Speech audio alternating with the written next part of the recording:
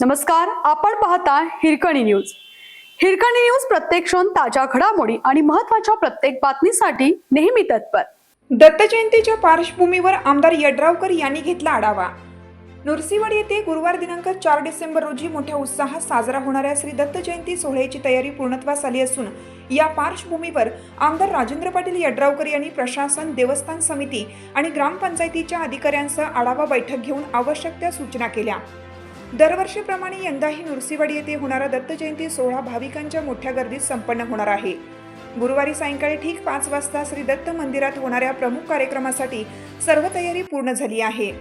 ग्रामपंचायत आणि श्री दत्त देवस्थान समितीने संयुक्तिकरित्या भाविकांसाठी आवश्यक सुविधा, स्वच्छता, प्रकाश योजना, शिस्तबद्ध रांगा, पिण्याच्या पाण्याची व्यवस्था, वैद्यकीय सुविधा, वाहन पार्किंग, वाहतूक नियंत्रण आदीचे नियोजन पूर्ण केले आहे.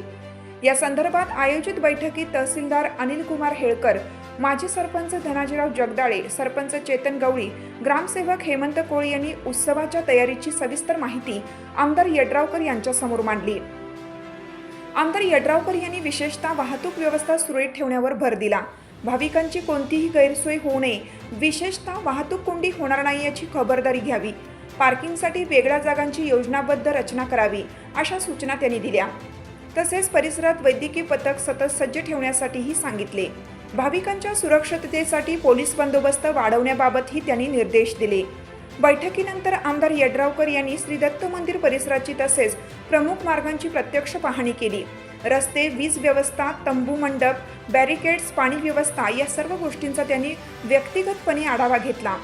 नृसिंहवाडी हे महत्त्वाचे तीर्थक्षेत्र आहे, त्यामुळे दत्त जयंतीसारख्या पवित्र उत्सवात येणाऱ्या भाविकांना उत्तम सुविधा मिळणं आवश्यक आहे, असंही त्यांनी यावेळी सांगितलं. देवस्थान समितीचे अध्यक्ष वैभव काळू पुजारी यांनी देवस्थानच्या वतीनं करण्यात आलेल्या सर्व तयारीची माहिती बैठकीत उपस्थितांना दिली. मंदिरातील दिवसभराच्या पूजा, दर्शन व्यवस्था, रांग व्यवस्थापन, महाप्रसाद आयोजन, स्वच्छता आणि सुरक्षेच्या दृष्टीने घेतलेल्या उपाययोजनांची माहिती त्यांनी आमदार यड्रावकर यांना सांगितली.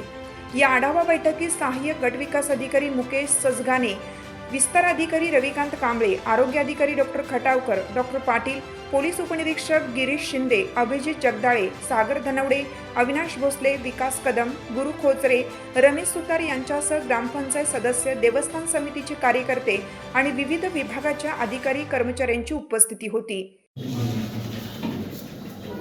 उद्या होणाऱ्या दत्त जयंतीच्या निमित्तानं एकंदरीत सगळ्याच विभागाचा आढावा या ठिकाणी घेण्यात आला.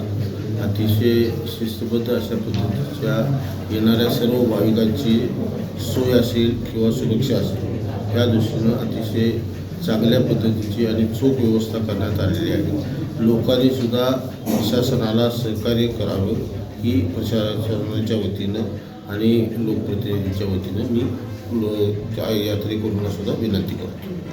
हिरकणी न्यूज करिता जयसिंगपूरहून विवेक कांबळे. आपल्या हिरकणी न्यूज चॅनलला लाईक करा, शेअर करा आणि सबस्क्राईब करायला विसरू नका आणि रहा अपडेट.